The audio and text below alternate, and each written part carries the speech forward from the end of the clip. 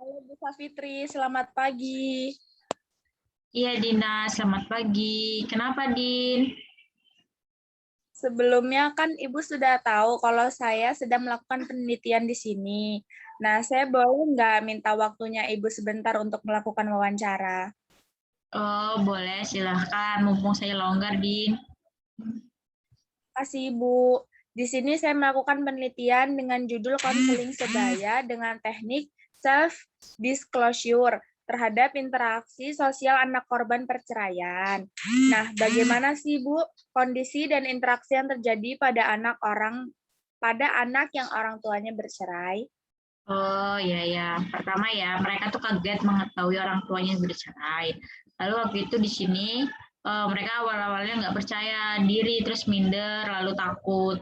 Nah untuk itu kita proses peksos dan pengasuhan merangkul supaya mereka itu di sini senang dan bisa melupakan suasana rumah gitu. Ada di antara mereka yang di rumahnya itu dibakar sama saudaranya. Ada juga yang rumahnya itu digadekan lalu nggak bisa bayar bayar lalu diambil sama pihak bang gitu.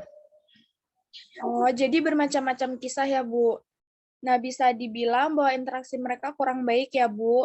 Lalu pelaksanaan konseling sebaya dengan teknik self-disclosure ini bagaimana pelaksanaan serta prosesnya ya, Bu? Ya, untuk pelaksanaan awalnya kita tuh mencari konselor sebaya yang tepat yang bisa dipercaya. Nah, beritanya itu akurat, bisa ketua kamar. Setelah dapat lalu kita bimbing, lalu kita beri penjelasan terkait pelaksanaan konseling ini. Lalu anak-anak yang orang tuanya bercerai itu atau anak korban perceraian tadi dikumpulkan sesuai tahap-tahap konseling sebaya seperti tahap awal penyampaian tujuan, terus pertemuan konseling untuk saling bertukar pikiran gitu. Nah, kemudian tuh kegiatan inti anak mulai menceritakan masalahnya dan dari konselor sebaya juga mengajukan pertanyaan-pertanyaan sesuai dengan teknik yang kita pakai itu self disclosure atau pembukaan diri anak itu. Anak-anak satu persatu mulai membuka cerita terkaitnya kehidupannya. Kemudian kegiatan akhir konselor sebaya mencoba menyimpulkan beberapa inti masalahnya. Ya seperti itu di anak-anak lebih suka melakukan konseling sebaya karena mereka seumuran, katanya lebih paham apa isi hati mereka, lebih terbuka gitu. Sepertinya mengasihkan ya, Bu. Lalu bagaimana peran Peksos dalam mengatur jalannya konseling sebaya dengan teknik self-disclosure ini, Bu? Oh ya, sangat berperan Din, walau ini konseling sebaya, tetapi kami juga harus mendampingi jalan konseling. Misal konselor sebaya sedikit bingung, lalu kami yang mengarahkan atau mungkin ada yang membahas sedikit sensitif, kami yang menangani. Jadi kami tetap mengikuti prosesnya Din. Lalu kenapa konseling sebaya dengan teknik self-disclosure ini dipilih sebagai layanan terutama untuk interaksi sosial anak korban perceraian ya, Bu? Uh, ya gimana ya di sini itu semua anak perempuan yang usia mereka bersama semua, jadi pas aja kalau menggunakan konseling di sini gitu. Lagi anak itu akan lebih terbuka jika dengan teman sesuai mereka, katanya lebih paham, bisa merasakan apa yang mereka rasakan, apalagi anak perempuan.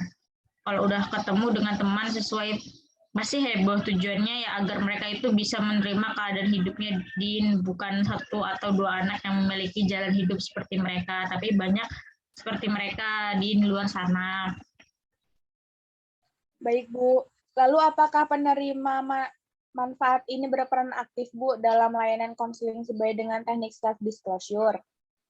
Ya tergantung anaknya, anak yang aktif, anak yang pasif ya banyak diamnya. Tapi kami untuk mencoba sebagai proses terus memberi dukungan gitu, motivasi dia gitu, biar masalah itu di rumah saja. Kalau di sini mereka belajar, yang terpenting adalah pendidikan sekarang itu. Oke, Bu.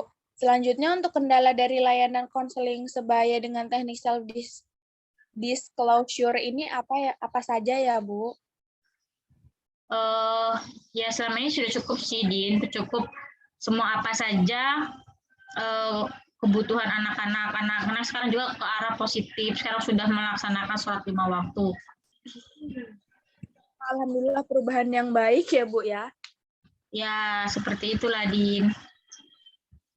Bu, sudah cukup pertanyaan Kan terima kasih ya Bu sudah mau saya ganggu. Iya, nggak apa-apa, kita saling membantu aja.